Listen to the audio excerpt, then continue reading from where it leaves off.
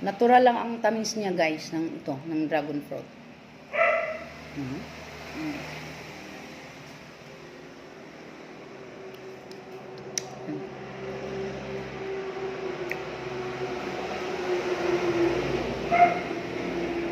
Mm. Yan. Mm. Salamat talaga. Salamat talaga na maraming prutas ang binigay sa atin ng may kapal. Kahit anong prutas makakain natin, no? Good for health po itong dragon fruit. Lalong-lalo na, guys, yung dragon fruit, yung hindi masyadong makakain. Pili akong kuwang nimo.